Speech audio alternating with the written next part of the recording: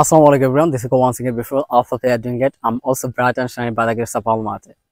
I can understand English, but I can't speak English. Why happen like that kind of problem? আমি ইংরেজি বুঝতে পারি কিন্তু আমি বলতে পারি না। এই সমস্যাটা আসলে কেন তৈরি হয়? আমাদের বেশিরভাগ স্টুডেন্টেরই কিন্তু এই কোশ্চেনটা থাকে। আমি ইংলিশটা বুঝতে পারি বাট বলতে পারি না। এর অনেকগুলো রিজন রয়েছে। ফার্স্ট রিজন সেটা হচ্ছে ল্যাক অফ প্র্যাকটিস। প্র্যাকটিসের অভাবে আসলে এইটা হয়। এখন এইটা আমরা কিভাবে উইথড্র করব, কিভাবে আমরা এটা সমাধান করব, কিভাবে ইংলিশে কথা বলতে পারবো?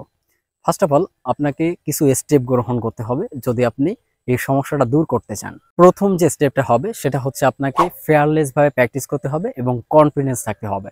দেখেন, আমরা কিন্তু যখন নতুন ভাষা শিখি আমরা যথেষ্ট পরিমাণ কনফিডেন্স থাকি না এবং আমাদের ভিতরে অনেক ভয় থাকে, যার কারণে আমরা ভাষাটা বুঝতে পারলেও সেটাকে আমরা মুখে এনে বলতে পারি না, শুধুমাত্র ভয়ের কারণে, শুধুমাত্র কনফিডেন্সের অভাবে এবং লজ্জার কারণে।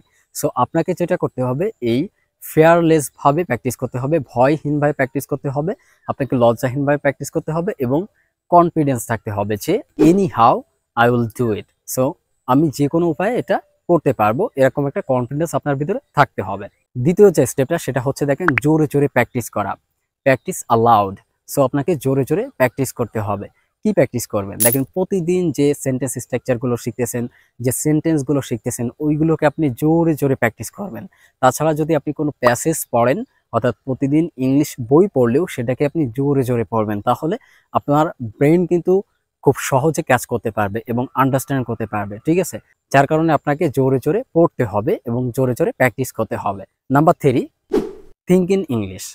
আপনি যা কিছু দেখবেন সেগুলোকে ইংলিশে থিঙ্ক করতে হবে। আপনি যদি ইমাজিন করতে পারেন তাহলে আপনি বলতেও পারবেন। যার যত ইমাজিনেশন পাওয়ার বেশি সে তত ভালো একটা ভাষায় কথা বলতে পারে। সো আপনি যদি ভালো কল্পনা করতে পারেন, ডেফিনেটলি আপনার দ্বারা পসিবল ভালোভাবে এটাকে ডেলিভারি করা। সো আপনি সবসময় যেটা করবেন, যা কিছু আপনি চিন্তা করতেছেন ওইগুলোকে আপনি ইংলিশে থিঙ্ক করবেন। অর্থাৎ আপনার ওভারঅল কাজটা থাকবে যে থিঙ্ক ইন ইংলিশ, অর্থাৎ সবকিছু ইংলিশের মাধ্যমে চিন্তা করা। এর পরবর্তী যে স্টেপটা হতে পারে সেটা হচ্ছে আপনার নিজের সাথে চ্যালেঞ্জ গ্রহণ করা। You should take challenge yourself. আপনাকে নিজের সাথে চ্যালেঞ্জ গ্রহণ করতে হবে। প্রতিদিন আপনি 10 থেকে 15 মিনিট ইংলিশ প্র্যাকটিস করবেন এবং একটা করে ভিডিও তৈরি করবেন। এইটার উপরে একটা চ্যালেঞ্জ গ্রহণ করেন এবং আমার মতো ফাঁকা মাঠে চলে আসেন। এইরকম একটা নির্জন প্লেসে এসে আপনারা প্র্যাকটিস করা শুরু করেন। ডেফিনেটলি এটা আপনার অনেক বেশি কাজে দিবে। যখন এটা করবেন তখন আপনার কনফিডেন্সটা বিল্ড আপ হবে, আপনার বডি ল্যাঙ্গুয়েজ ঠিক হবে, আপনার আই কন্ট্যাক্ট ঠিক হবে। ওভারঅল আপনার যে কথা বলার যে ধরনটা সেটাই কিন্তু চেঞ্জ হয়ে যাবে এবং আপনি সহজে মানুষের সাথে কিন্তু কথাবার্তা বলতে পারবেন। সো যার কারণে এই অভ্যাসগুলো আপনাকে তৈরি করতে হবে। দেখেন, আমরা সকলেই ইংলিশ ভাষাটা মোটামুটি শুনে বুঝতে পারি, কিন্তু সবথেকে বড় যে প্রবলেমটা আমরা বলতে পারি না। তো আপনি যদি বলতে চান, ডেফিনেটলি আপনার এই কাজগুলো করতে হবে এবং প্রতিদিন আপনাকে এই কাজগুলো করতে হবে। আপনি যদি একদিন করে রেখে দেন তাহলে কখনোই আপনি এটা ইমপ্রুভ করতে পারবেন না এবং কখনোই আপনি এটার মাধ্যমে ইংলিশে কথা বলতে পারবেন না।